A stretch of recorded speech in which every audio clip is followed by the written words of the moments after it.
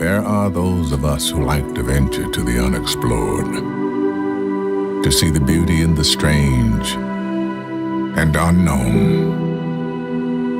Those of us who go out there with a sense of wonder. It's the magic of risking everything for a dream that nobody sees but you. Beyond this place of wrath and tears looms but the shadow of the shade. Yet the menace of the years finds and shall find me, unafraid. God, it matters not how straight the gate, how punishment charged the scroll. I am the master of my fate. I am the captain of my soul. I have to remind myself that some birds aren't meant to be caged. Their feathers are just too bright. And when they fly away, the part of you that knows it was a sin to lock them up does rejoice.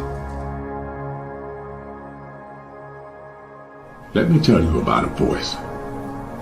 The one that whispers. It tells me what's right and what's not, when to leave and where to go. It's not Shakespeare. It does not speak in memorable lines. My inner voice always gives it to me straight. Tells me who my real friends are. When to say yes, when to say no. Whether the person sitting next to me is the one I'll be spending the rest of my life with.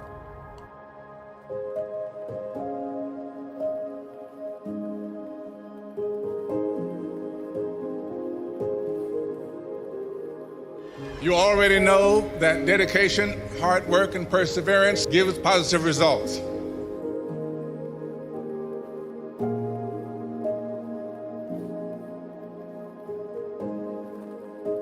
Let your instincts guide you.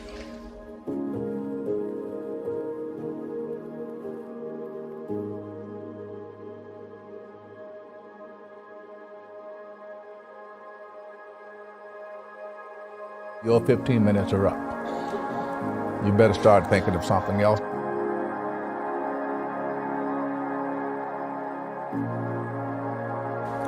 What else to do? What do I want to do? I was picked a day that I was going to go to the Taxi and Limousine Commission to try and get my license. And the day before I decided to go, I got a call from my agent. Paul Newman is casting, wants to see you. Getting a job is like having money in your pocket. If you got it, you can get it. Strangely enough, so this was in September. By October, I had a TV job, an off-Broadway show. I was directing a play, and I was going to be in January going to do this movie. It was called Harry and Sons.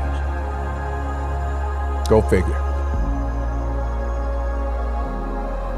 What would you do if you weren't an actor? If you didn't make it as an actor, what would you do? I have no idea. I would act somewhere, because I'll die if I don't.